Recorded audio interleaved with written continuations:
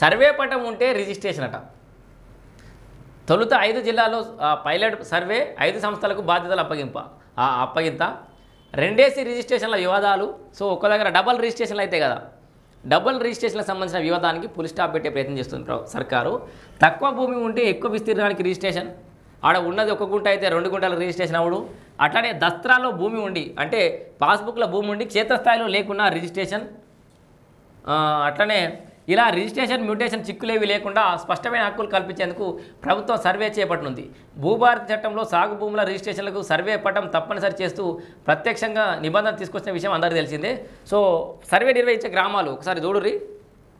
First pilot project లాగా survey నిర్వహించే గ్రామాలు ఒకసారి చూసుకోరి. ఖమ్మం జిల్లాలోని ఎర్రుపాలి మండలం ములుగువాడు గ్రామంలో, జగిత్యాల జిల్లా బీర్పూర్ మండలం కొత్త కమ్మనపల్లి గ్రామంలో, మహబూబ్ నగర్ జిల్లా గండీడు మండలం సలార్ నగర్ ఊర్లో, ములుగు జిల్లా వెంకటాపురం మండలం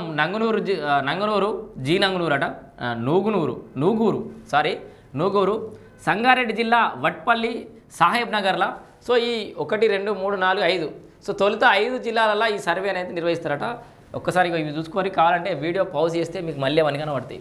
సో అయితే ఈ డబల్ రిజిస్ట్రేషన్లు అయినా పాస్బుక్ మీద కొత్త రకంగా ఉండి మొత్తమే భూమి లేకపోయినా, భూమి ఉండి పాస్బుక్ మీద లేకపోయినా, ఇట్లా రకరకాల సమస్యలన్నిటికీ సర్వే పటం అనేది తప్పనిసరి, మ్యాప్ తప్పనిసరి చేసింది కాబట్టి భూభారతిలో భాగంగా ఇక్కడ సర్వే నిర్వహిస్తారట.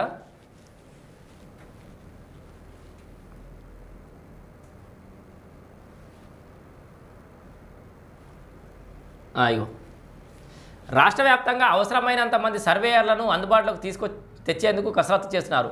2 రోజుల్లో ఎంపిక చేసిన 5 జిల్లాల్లోని 5 గ్రామాల్లో పైలట్ ప్రాజెక్ట్ని అయితే ప్రారంభించనున్నారు.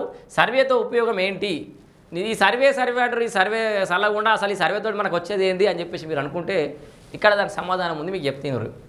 రాష్ట్రంలో 1936 నాటి నిజాం హయాంలో జరిగిన సర్వే రికార్డు మాత్రమే అందుబాటులో ఉంది. మాకు టిప్ పనులు అవి అని చెప్పేసి ఏదో కొన్ని మ్యాప్లు వెనకటి ఏవో దొరుకుతాయి, అవి మనకు అర్థమై కాలపడి ఏం లేక ఏడుకెళ్ళి పోయి తీసుకురావాలి. 1936లో జరిగినటువంటి గీసిన మ్యాపులు తప్పితే మొత్తం మారిపోయింది వ్యవస్థ. ఇప్పటికీ అవే సర్వే నెంబర్లు అమల్లో ఉండగా వాటికి ఉపసంఖ్యలు చేర్చుతూ రికార్డులను కొనసాగిస్తున్నారు.